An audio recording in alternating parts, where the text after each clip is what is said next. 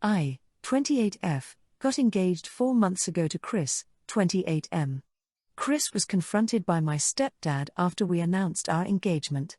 My stepdad was peeved that Chris didn't ask for my hand in marriage or my stepdad's blessing. He told Chris I am his only little girl and it would be the most respectful thing to both of us to ask for his permission/blessing.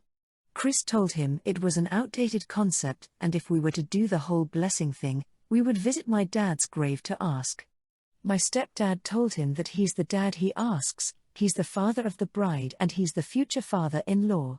Chris didn't tell me about this right away because he said he had hoped it would blow over and he didn't want me to feel bad about it or for me to deal with stress regarding my stepdad. Last month my stepdad asked me why I hadn't approached him for money for the wedding, why he wasn't asked directly to give me away and perform the father-daughter dance. He told me he was starting to feel very overlooked as the father of the bride and he was not okay with it. He told me this is big for him, the only girl getting married and all that. Background: my dad died when I was 6 and my mom married my stepdad when I was 9/10. I knew him for just shy of a year when he and my mom married. I was my mom and dad's only child. My stepdad brought 3 sons into the marriage and he and my mom had 3 more sons together. I respect that my stepdad wanted to be my dad and committed to being a dad to me. But he's very old-fashioned and he's not my dad. I don't really love him. I find him overbearing and misogynistic at the best of times. He did not like that I wanted to go to college for game design and development. He thought that was very masculine and also never liked me playing video games.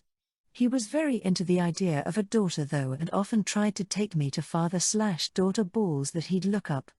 I actually gave him the money back he saved for me for college and spent my dad's money, because I wasn't going to let him dictate my future and my dad did support me.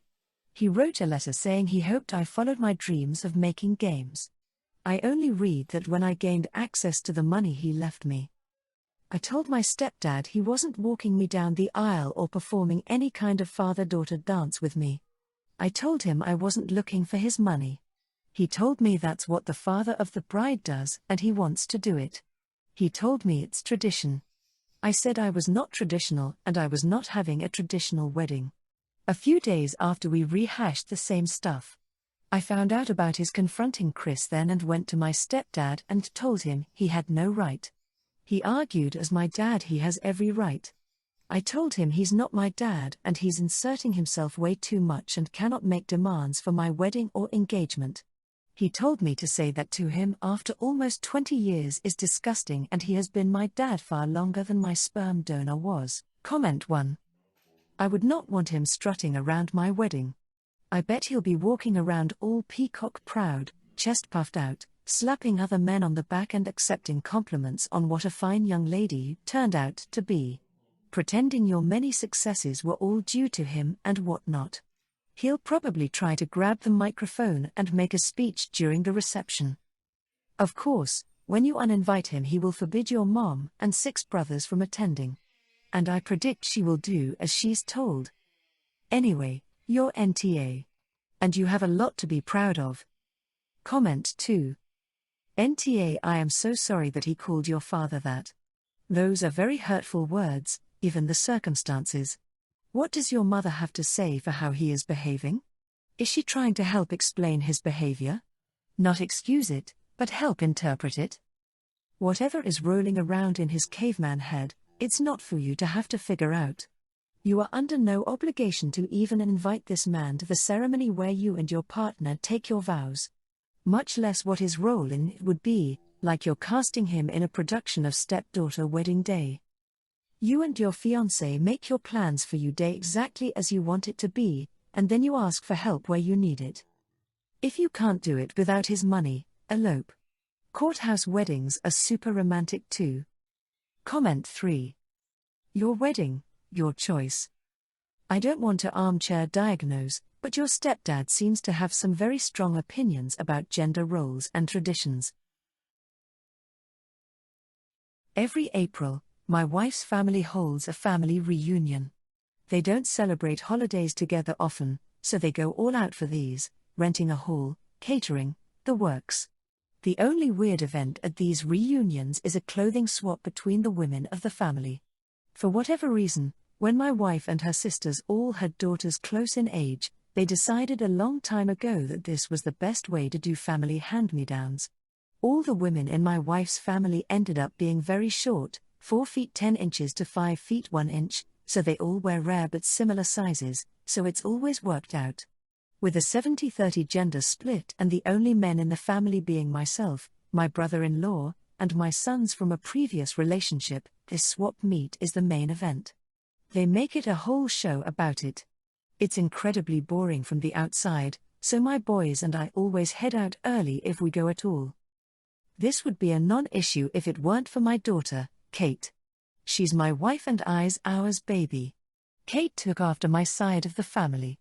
We're a taller family, or at least not Keebler elves, so by the time she was 11, she started coming back with nothing from those parties. The first time, I assumed that she was just picky until I realized that she was starting to be bigger than her older sisters and cousins and had outgrown any size they would wear. My wife thought she needed to realize that not everything was for everyone and to just have fun being there. Last year, she started having body image issues thinking she was fat and needed to go on a diet, and now I'm thinking having this event is feeding it. This year is going to be a massive deal as my mother-in-law is going into a nursing home and is downsizing. She was so into fashion that she has an entire storage unit full, so this is going to be a ton of stuff. I'm starting to think the reunion shouldn't involve a clothing swap at all, and all of that should be done privately at another time.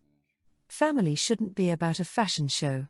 My wife thinks that's ridiculous and Kate is just having typical teenage problems that will go away on their own, but if she's so bothered, she can just not go or stay with the boys. I don't think that's right. This is mainly a girls' reunion. It's not like there's anything else for an alternative for her to share in because they don't really get rid of accessories or anything, it's just clothes. This event is starting to get mean and exclusionary, and it needs to end. I'm trying my best to make them see sense, and I'm getting nothing but arguments. Am I really in the wrong here? Comment 1.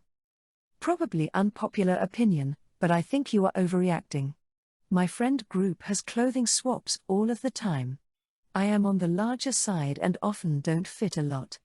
I still love that they have them and love participating.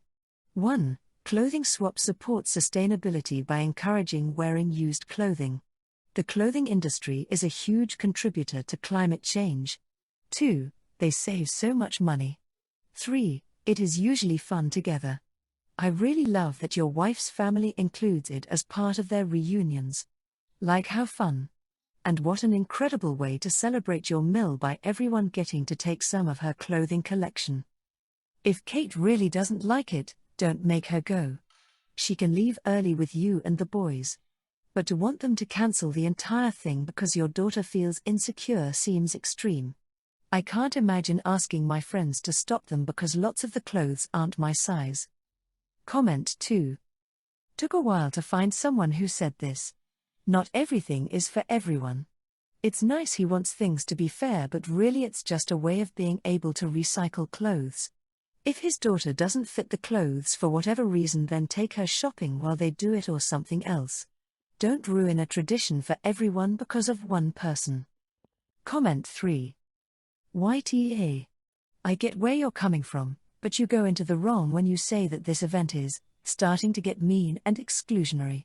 It's not. Kate doesn't fit the clothes that are getting swapped around, and yeah, that kinda sucks. But your wife is right, the really important thing is the fun of being there. Don't let your own biases take that away from your daughter. My paternal grandparents are taking me, my best friend and my step-cousins to a really cool amusement park to celebrate my 17th birthday in a few weeks. My grandparents have grandparents' rights to see me since my dad died because they and my mom don't get along and she wanted them out of my life. This caused a lot of trouble because my stepsister, 13, wants to come. I hate my stepsister and don't want her there. I have no love or affection or like for her. I don't care if she's upset that she's being left out and doesn't get the experience. I can't stand her. I can't wait to move out and never see her again, and yeah, if that means not seeing my mom again, I really can't find it in myself to care. For people who ask why. So I was 7 when my mom married her husband. Her husband shared custody of his kid with his ex. My mom's husband and his ex were on really bad terms, and shit hit the fan when he married my mom, and his ex used their kid as a weapon. She made it shitty to be around her. She would act out whenever we were all together or she was with mom and me. She'd tell people my mom kidnapped her. She would call me slurs she heard her mom using because of the stutter I have. She threw a photo of my dad in the fire once and told me she wouldn't have done it if my mom wasn't at WHRE. This stuff started when she was 4, so a year into the marriage, and escalated to those points above over the years until she was 8. When she was only 4, she would just cry a lot and try to run away when my mom had her. My mom's husband was in and out of court with his ex and trying to win custody, had the courts put her in therapy and stuff. I begged mom to leave and give us an easier life. She told me we couldn't leave, we're family, it would be worth it in the end. My stepsister coming to live here full-time did not magically make her better. They had to bring her to another city for therapy because she went through 20 different in our city and wouldn't talk. She also wouldn't talk to the first 2 or 3 in the city closest either. 4th time was what it took, and she started talking to them.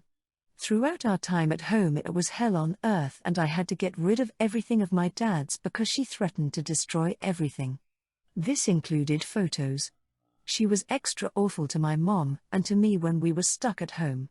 It was only 6 or 7 months ago she started to change and her behavior improved. Now she wants us to be a family and expects me to be her sister. But that isn't happening. She found out through her aunt, step-cousin's mom, about my step-cousins being invited and she wants to come. She, her dad and my mom asked me to let her come. My mom and her husband asked me privately too and said she would hate being left out and to think of her feelings. This is when I said she can go to hell and she's not my problem. They told me it's so cruel to talk about my family that way. Comment 1. NTA. Anyone would feel like you after what you've been through. And it's your birthday, you get to pick who comes. But it does sound like your stepsister is trying to be better. Maybe tell your parents that you appreciate that, but you still need some time before you're ready to hang out with her again. OP comment. I don't want to spend time with her. I'm not looking to repair things and act like a family. This has never been a family for me. It was always just drama, fearing for my stuff, having to deal with the stress of police, court, destruction, and I never ever grew to care for her. I know that will probably cost me my mom, but this shit was not fun to grow up in, and just because she's doing better now doesn't mean I'm glad we went through all this or it was worth it. My step-cousins are the only real positive I got out of this, and we would have met and probably become friends even without this. Comment 2. NTA. And tell them that it's a bit rich of them to complain about you being cruel by not wanting to socialize with her now when she was viciously, deliberately cruel to you for years and they forced you to endure it because mom valued her relationship with your stepdad over your safety and well-being. I have an 8-year-old son named Dylan and I share custody with my ex Danielle. Danielle is married to Chris and I'm married to Christine. Christine and I took a week vacation this week. Dylan didn't go because he had school and was with his mom. But he has spring break next week and I'm taking him and my older son / Dylan's half-brother to Palm Springs. Dylan is very attached to me and Christine and my older son. We did FaceTime with him and he'd cry saying that he missed us. We came back last night and I asked Danielle if it was cool if we came by to see Dylan even though we're picking him up tomorrow. Unfortunately we didn't get there until 11 p.m. but it was fine because Danielle and I always have things to discuss. Dylan was asleep.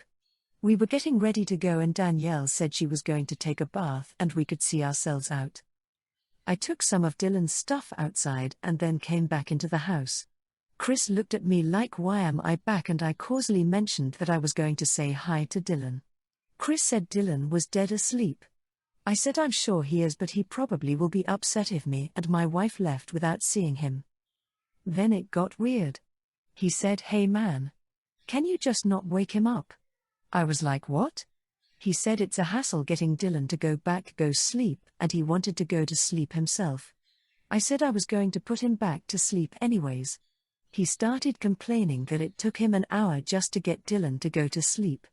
He even took him in the shower, melatonin, and gave his noise machine to play. I said, "You're not going to tell me I can't say bye to my kid, but like I said, I'll make sure he goes back to sleep." Talking about 15 minutes. He was pretty mad. Dylan didn't even wake up, so I just left him a Godzilla plush toy that my wife got him while we were on vacation. Now there's clear tension between me and Chris. Comment 1. I know he's your kid, but YTA. Even taking Chris out of this, why would you wake an 8-year-old after 11 p.m. on a school night, especially as you were picking him up the next day? This honestly sounds like a power play on your part. Completely unnecessary. Comment 2. YTA. Kai's had valid points and you just wanted to try to establish power over him in his own house. I'm really curious though about what was so important that you had to talk to your ex about at 11 p.m. when you would be over to see your son the next day and could have spoken then. You sound like you are a difficult person to co-parent with and don't have respect for boundaries. Take the judgment, you are a selfish and should work on repairing the relationship with your ex and her husband. Comment 3. Yeah, YTA for waking a child of any age up at 11 p.m., especially after the homeowners/parents who'd have to deal with a grumpy child say no.